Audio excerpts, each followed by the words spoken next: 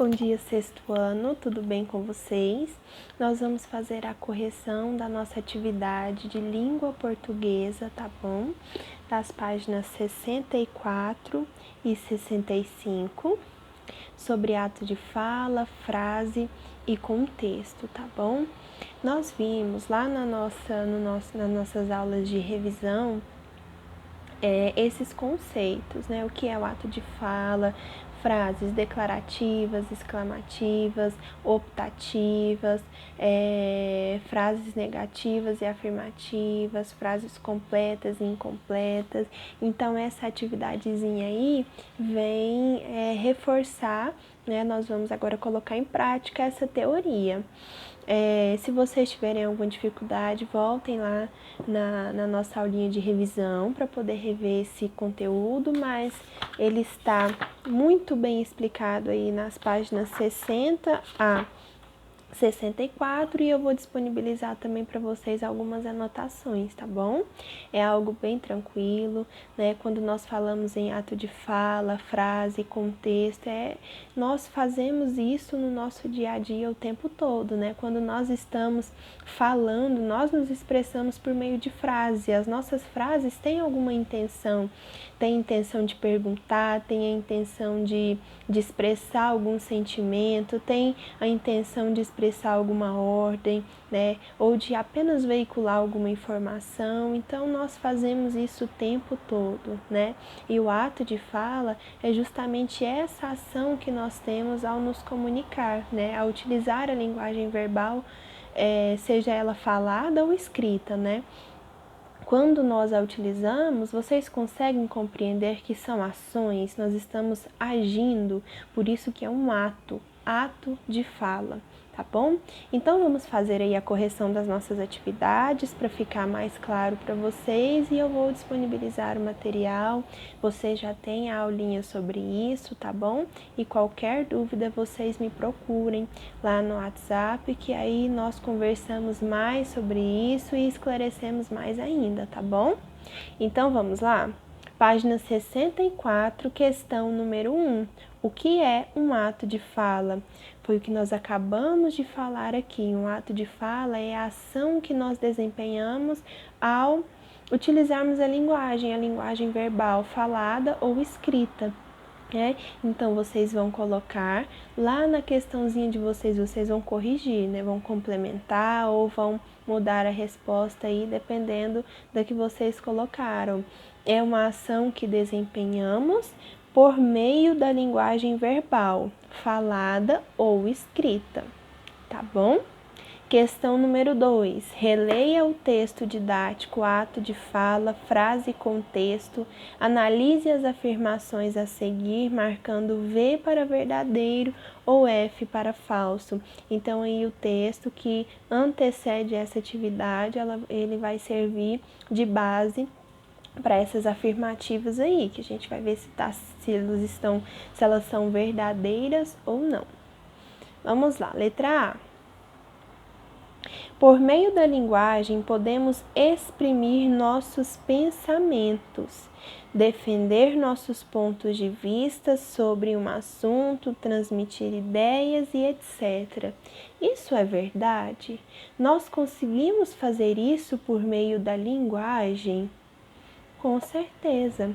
A linguagem nos move, a linguagem move a nossa sociedade, ela é organizada pela linguagem, é pela linguagem que nós pensamos, é pela linguagem que nós falamos, que nós transmitimos ideias, que nós fazemos perguntas. Então, sim, a letra A é verdadeira, ok? Vamos passar para a segunda. B. Sempre que falamos ou escrevemos, desempenhamos ações? Com certeza. Quando nós falamos ou escrevemos, nós estamos realizando atos de fala, né? Seja pela fala ou pela escrita. Então, se eu estou aqui explicando para vocês, isso é uma ação. Se eu estou questionando algo a vocês, isso é uma ação. Se vocês estão questionando, perguntando algo para mim, tudo isso são ações, tá bom? Então, a letra B também é verdadeira. Letra C. Uma palavra pode funcionar como frase? Uma palavra apenas pode funcionar como frase? Eu consigo ter um sentido ali completo ou dependendo, se ela depender do contexto, incompleto? Com certeza, né? Se eu viro para alguém e falo pare, essa pessoa está fazendo algo errado. Por exemplo, na sala de aula, se acontecer ali um episódio de um aluno bater no outro, e aí a professora vai virar e falar pare, é uma frase. Eu tenho uma intenção, é uma ação linguística e eu utilizei uma palavrinha só e o aluno vai entender. Ele vai entender que ele tem que parar de agir daquela forma ali naquele momento, parar de agredir o outro aluno, tá bom? Então, sim, com certeza, uma palavra pode funcionar como frase. D. Frase é um conjunto de palavras?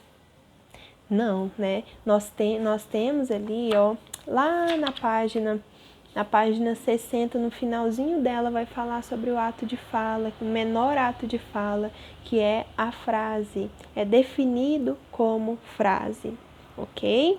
E aí nós temos diversas frases. Frase de situação ou incompleta, que é aquelas que dependem do contexto. Nós temos as frases formalmente completas, que são aquelas que também chamadas de período, que são completas em si, né? Teoricamente contém todos os elementos para o entendimento, não depende do contexto. E aí eu tenho frases declarativas, exclamativas, interrogativas, imperativas, optativas, negativas e afirmativas, tá bom? Então vamos lá. Frase é um conjunto de palavras, nem sempre. Nós vimos aí na questão anterior que uma palavra pode ser uma frase, né? Então, não necessariamente é um conjunto de palavras. Então, a letra D é F, tá bom? Ela é falsa. Letra E. Só podemos nos comunicar por meio de frases? Só por meio de frases que nós podemos nos comunicar? Não, nós podemos nos comunicar por meio de gestos. Esse gesto aqui, ó, eu consigo me comunicar com ele. Se eu vejo alguém do outro lado da rua e falo oi, eu não preciso nem falar. Eu gesticulo para ele, ele vai saber que eu estou falando oi. Ou se eu estou despedindo dele, vai saber que é tchau.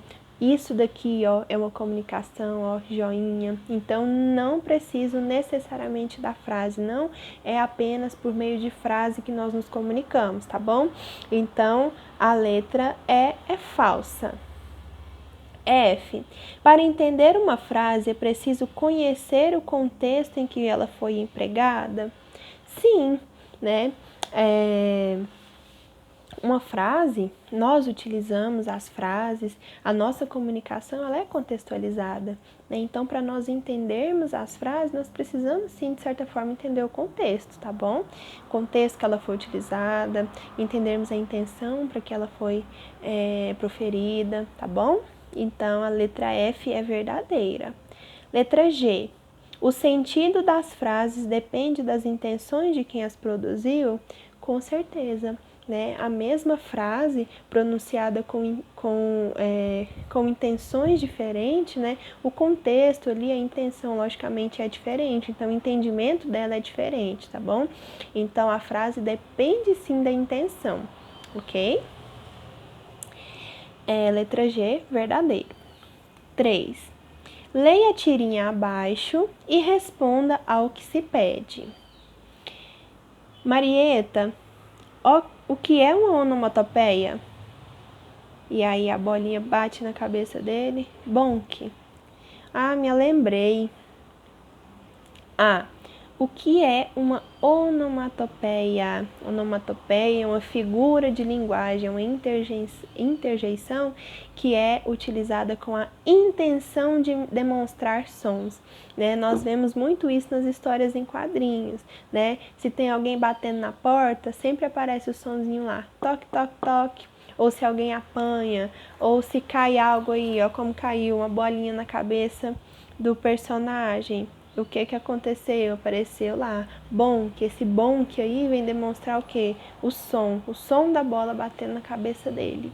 Então, a onomatopeia é uma figura de linguagem, uma interjeição que vem representar sons, ok? B, na tirinha, que palavra funciona como onomatopeia? Acabamos de falar, né? Bonk. Vamos colocar aí, o bom que os 2 pontinhos de exclamação que o seguem. C. Explique como Zé Pequeno lembrou o que é uma onomatopeia. Quando a bola bateu na cabeça do personagem, né, do Zé Pequeno, ela fez um som e aí ele lembrou para que e o que é uma onomatopeia, tá bom? A própria onomatopeia o fez lembrar o que é. D. Se retirarmos a onomatopeia que aparece nesse texto e a analisarmos isoladamente, ela tem sentido? Lógico que não, né? A onomatopeia, eu preciso entender ali qual que é o som que ela está representando, qual a ação, o que aconteceu ali, né? Então, não poderíamos saber o que ela significa se ela fosse isolada, ok? Letra E. As onomatopeias são frases incompletas ou frases formalmente completas? Eu preciso da situação, do contexto para entender a onomatopeia? Preciso, então ela é incompleta. Ela não é formalmente completa, ela depende extremamente ali do contexto, da situação para ser entendida, tá bom? Então, são frases incompletas ou também chamadas de frases de situação. Agora, nós vamos passar lá para a página 66 e 67, tá bom? Páginas 66 e 67, nós temos aí um texto. Quanto você vale? Vamos fazer a leitura desse texto? Abram aí na página.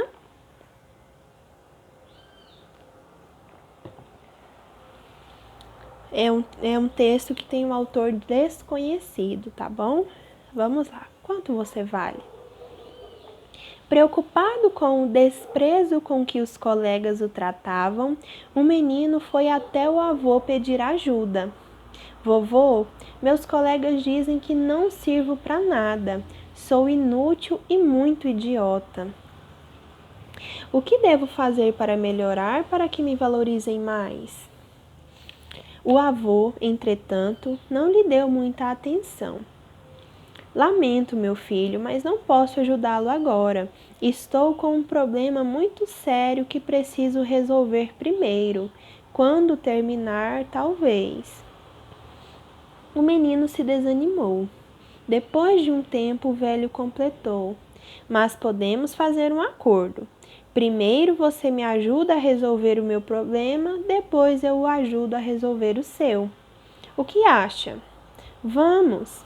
O velho então tirou do pulso esquerdo um relógio muito antigo, herança de seu pai, e disse: você precisa ir ao mercado para tentar vender este relógio. Preciso pagar uma dívida. Tente conseguir o melhor preço possível, mas cuidado, não o venda por menos de R$ 100. Assim que vendê-lo, volte para casa. Traga o dinheiro o mais rápido que puder.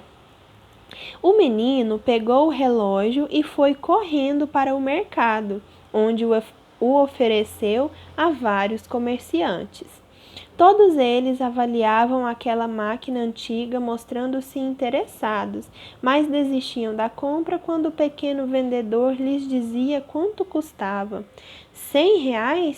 Perguntou um deles. É um absurdo, disse outro. Não vale a metade. Pago R$ 20, gritou um taxista que até então se mantinha calado. Mais que isso não vale. Atento à ordem do avô de não aceitar menos que R$ 100, o menino recusou a oferta. Muitas horas depois, desanimado com o fracasso, ele retornou. Ao encontrar o avô, explicou o que aconteceu. Lamento, vovô, mas é impossível vender este relógio por R$ 100. O máximo que ofereceram foi 20. É muito velho, está caro. Então, meu filho, precisamos saber quanto ele vale realmente. Façamos assim. Vá agora até o relojoeiro e peça para ele avaliá-lo. Pergunte quanto ele lhe pagaria. Mas não importa o quanto ele ofereça, não o venda. Volte para casa com o meu relógio. Então, o menino foi até o relojoeiro e lhe deu o relógio para avaliar. O experiente relojoeiro, examinando-o com uma lupa, pesou, analisou seu pequeno maquinário e, depois de alguns minutos, falou desanimado.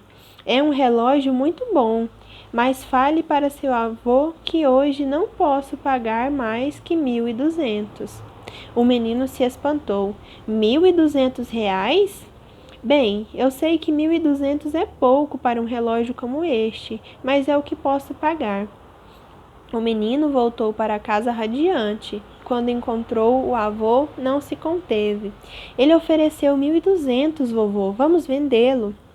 Que bom, disse o velho. Agora podemos resolver o seu problema. Como?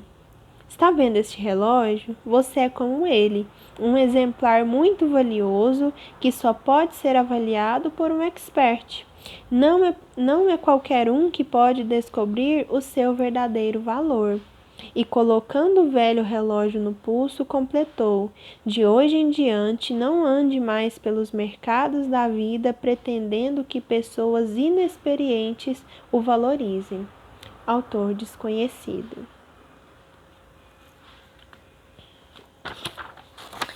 Vamos lá. Questão 4. O avô tinha realmente um problema para resolver? Explique. Não, né? O avô não tinha nenhum problema. Ele inventou e criou essa situação para mostrar uma lição para o seu neto, né? Então, não, na verdade, ele inventou que estava com problema para assim ajudar o neto. 5. Como vimos anteriormente, as parábolas apresentam comumente personagens típicos. Nesse texto, quais são os personagens principais e com quais personagens típicos podemos relacioná-lo?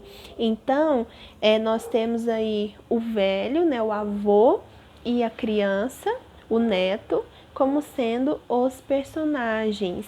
E o velho é o sábio, né? O avô é o sábio, respectivamente, e a criança é o neto, é a criança inexperiente, ok? Então, o menino e o avô são os personagens principais.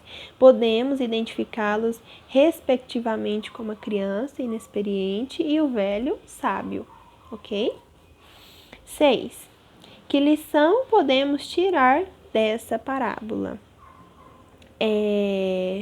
Então, vamos lá. É uma resposta pessoal, né? Vocês têm a liberdade aí de refletir e pensar quais são as lições que vocês conseguem tirar aí dessa parábola, né? Mas, por exemplo, nós poderíamos falar que as pessoas inexperientes podem julgar mal, então nós devemos andar na companhia daqueles que nos valorizam. Se você está em um lugar que é desvalorizado, que alguém te inferioriza, né, você deve procurar caminhar, procurar a companhia daqueles que veem o seu verdadeiro valor, tá bom? Então essa é uma lição que nós podemos tirar aí dessa parábola. Mas vamos refletir, vocês têm a liberdade de pensar e ver qual a lição de moral que você consegue tirar aí dessa parábola, tá bom?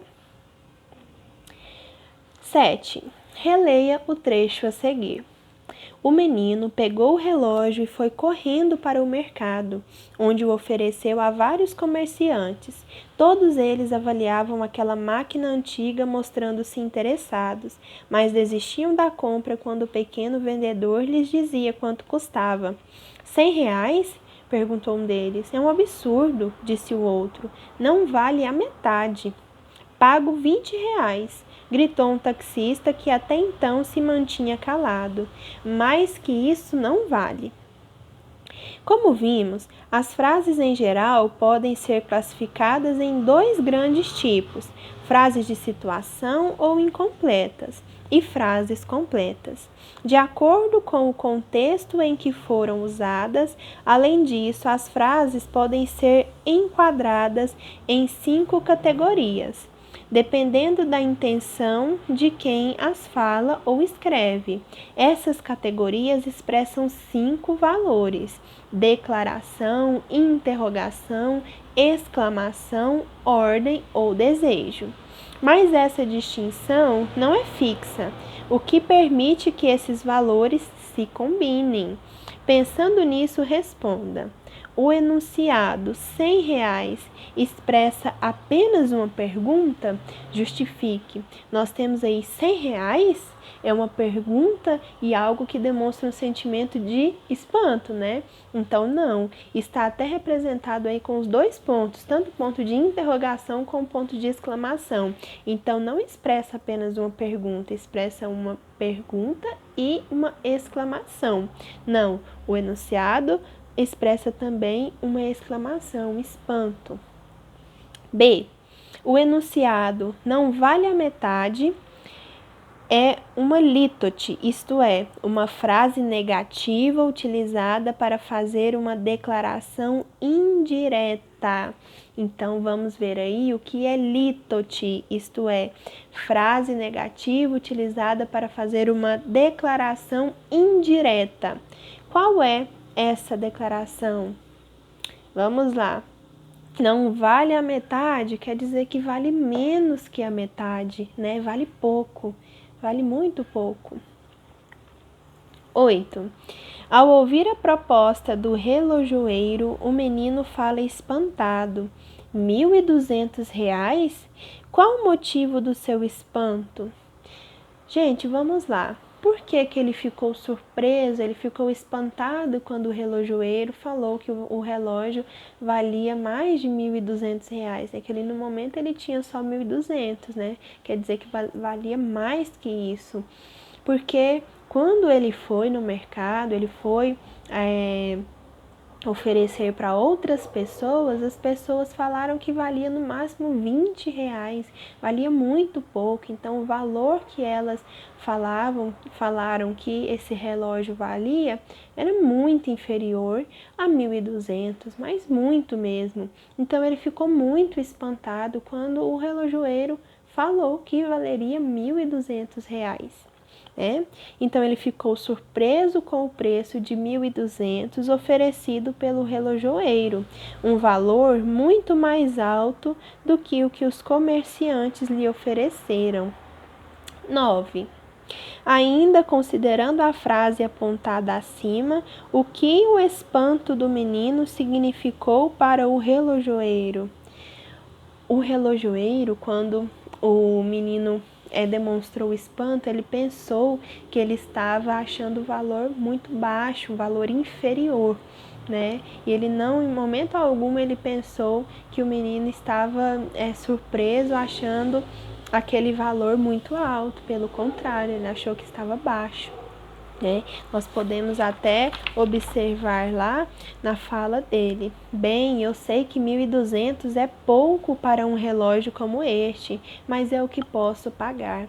Então, o relojoeiro, ele conseguia ver, o valor, o quanto aquele relógio valia, Então, nós vemos aí a relação entre preço e valor, Nós ouvimos muito assim: a sua amizade não tem preço, ela tem valor.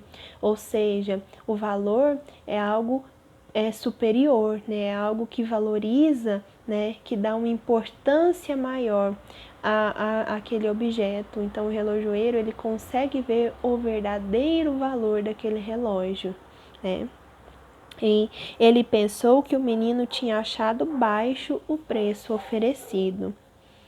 10. Já no final do texto, encontramos o trecho: está vendo este relógio? Você é como ele, um exemplar muito valioso que só pode ser avaliado por um expert. Nesse contexto, o que é um expert? O expert é um profissional que tem a qualificação para fazer aquilo. No caso, o relojoeiro, ele tem ali a qualificação, a experiência para poder falar do valor do relógio, para dar o valor correto, né, o preço correto àquele relógio. Então, é um profissional com qualificação e experiência. Na parábola, o relojoeiro, e na vida, as pessoas. As pessoas expertas seriam aquelas que dariam o verdadeiro valor a nós, o verdadeiro valor à nossa amizade, o verdadeiro valor à nossa companhia, o verdadeiro valor em qualquer lugar, seja na sua casa, seus pais, no emprego deles, na roda de amigos deles, de vocês, na escola, aí na sua vizinhança. Você tem que andar com aqueles que deem o verdadeiro valor, que sabem reconhecer o verdadeiro valor que você possui, que a sua amizade possui, né? Então, tanto a fábula quanto a parábola, elas possuem essa intenção moral, esse ensinamento, né? Então, nós devemos retirar esse ensinamento e colocar em prática, colocar na nossa vida real, né? Então, vamos aprender a nos valorizar e encontrar pessoas que nos valorizem, tá bom? Então é isso, nós terminamos aí de fazer a correção da nossa atividadezinha das páginas 64 a 69, tá bom? Para casa, vocês vão responder página 71, vão fazer a leitura aí, o homem e o menino burro, e vão responder a página 71, tá bom?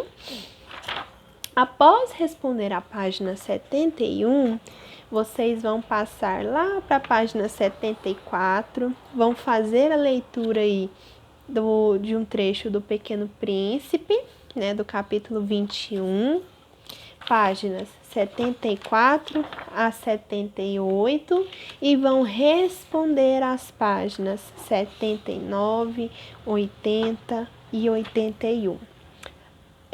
Após isso, né, nós vamos passar aí para as atividades da página 84, 85, 86, 87, que fala sobre oração e período. Vamos retomar um pouquinho aí o que é oração e período? Para vocês poderem aí responder essas atividades, tá bom? Também vou disponibilizar o material, mas vamos lá. Oração é a frase que contém verbo, né? Que demonstra uma ação. Então, quando eu tenho um verbo ali na palavra, verbo é uma classe de palavras que vem expressar ação, fenômeno na natureza, né? Por exemplo, falar. Falar é uma ação. Nós vimos, né, que é um ato de fala. Falar é uma ação, é um verbo. Andar. Andar é uma ação, é um verbo. Cantar, sorrir, dançar. Eu estou escrevendo, eu estou realizando uma ação. Está chovendo, é uma ação, é um fenômeno da natureza. Beber água. Então, toda palavrinha ali que representa uma ação é classificada como verbo, né? Então, a oração é uma frase que contém um verbo, tá bom? E o período, ele pode ser tanto simples quanto composto. O período é essa frase completa. Vocês lembram? Lá quando nós estávamos vendo frase de situação incompleta, e a frase completa também chamada de período. Então, o período é uma frase completa, ela é uma oração, ela vem demonstrar uma ação, tá bom? E o nosso período pode ser simples, quando tem apenas uma oração, ou pode ser composto quando possui duas ou mais orações, tá bom? Tudo isso daí está na página 82 e 83 do livro de língua portuguesa de vocês, tá bom? E aí vocês vão responder as páginas seguintes, da 84 até a 87, tá bom? Para nós fazermos a correção semana que vem. Eu vou passar direitinho a mensagem com a tarefa de casa para vocês. E é isso, estudem bastante, se esforcem, organizem o horário de vocês estudarem em casa, tá bom? E é isso. Qualquer dúvidas, me procurem. A sala de aula está ficando aberta das 9 às 11, então vocês me procurem, tá bom? E é isso. Tchauzinho e até a próxima correção.